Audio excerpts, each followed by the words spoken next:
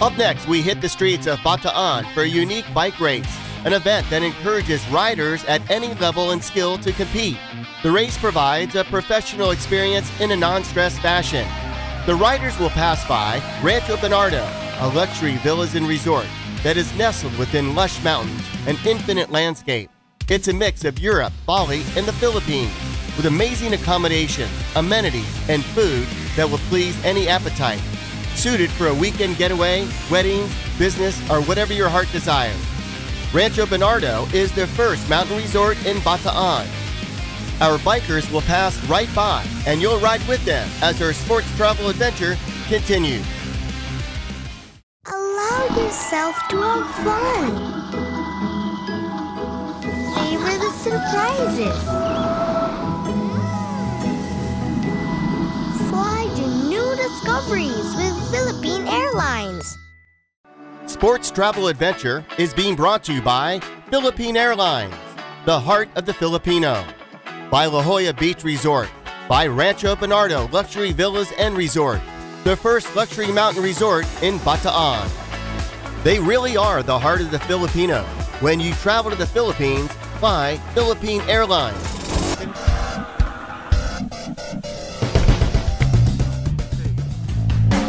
The main things to keep in mind are body positioning, braking, and looking at it. On steep descents, you'll be standing on the foot pegs with your body to the rear of the bike. Sometimes you'll have your butt on the rear fender when it gets really steep. This not only prevents you going over the bars, but puts extra weight on the rear wheel to get extra braking. Your arms will be almost straight, but don't lock your elbows, as you will still need to steer the bike. Keep your body loose and let the bike move around. Too often, we tense up on steep descents. Use both brakes, with most emphasis on the front. On loose terrain, you should be able to just apply enough brake to where the front wheel is starting to lose grip. That should give you maximum braking power. The front brake, of course, provides most of the braking power. The back brake stabilises the bike on the way down. Having one finger always on the clutch is useful here, as you can pull the clutch in if the rear wheel threatens to lock up, and you can avoid stalling the bike. This part's definitely a little bit steeper than the upper part, and it's also pretty dry today. Just try and keep your weight to the back. You know, the rear tire's not going to do much. It is going to help though, but all your weight's going to be on the front end. You know, a dirt bike is designed to be level. That's how the suspension is supposed to work. So when you're going down a steep hill, everything is on the front. So that's why you got to go heavy on the front brake without locking it up. So if you use rear brake on this hill, you're just going to slide all the way down, gain speed, and run right into the bushes at the bottom unless you have someplace to run out. And that's one of the #1 myths about riding downhill or riding off-road, is that you should be using the rear brake. The rear brake is secondary. It's a rudder. It's a way to help control the bike. Even on a downhill with loose dirt like this, the front brake is primary. What I'm going to do is just show you what happens if I try to do this with rear brake only. There we go, rear brake only. Oh, don't cuss, don't cuss, don't cuss. All right, here we go. Front brake, front brake, front brake, front brake.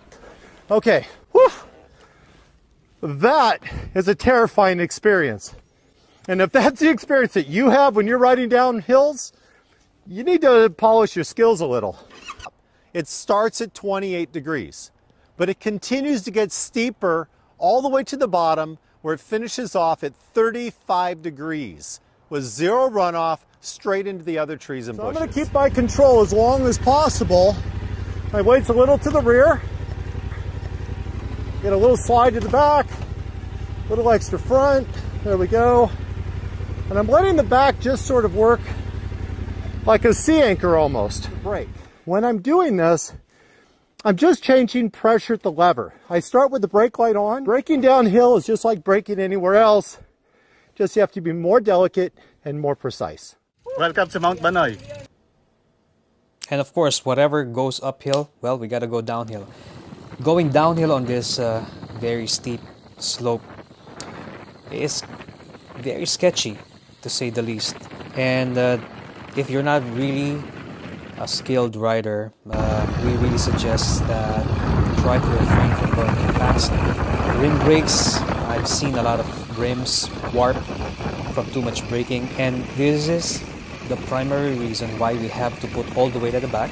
Just like a motorcycle, the weight of a motorcycle, the way the engineer designs it, is that the engine and all the weight is at the back to make sure that the stability of the bike is very well controlled. You can also notice that in a motorcycle, the disc brake is so much larger in the front because this allows you to get the maximum stopping power, but all the weight is at the back to make sure that you don't flip over the bars.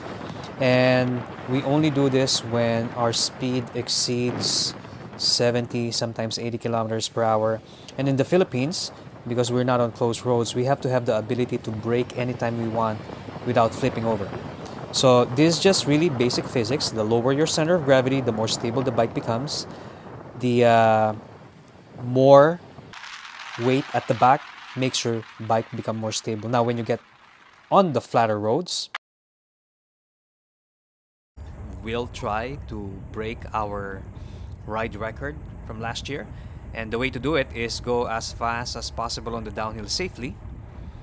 Now, this style of riding is, you can say it's a little bit advanced, but the main principle is the lower you are on your bike, the more stable the bike rides. The more that your weight is at the back, the more that you can control the brake in front.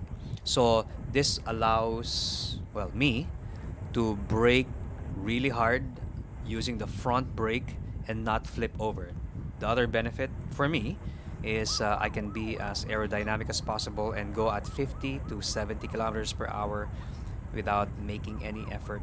But most importantly, this posture gives me a lot of confidence just in case a dog crosses the road or a jeepney suddenly swerves.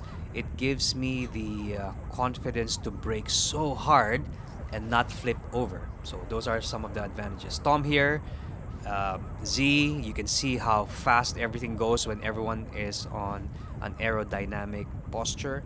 It just saves you a lot of time and brings you to the bottom of the hill at the shortest possible time.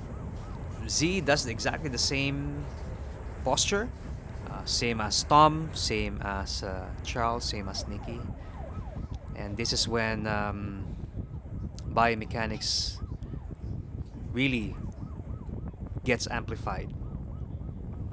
The way you ride your bike is or has more real life benefit that can complement your bike fitting. So bike fitting is a good start for newbies, but it doesn't end there.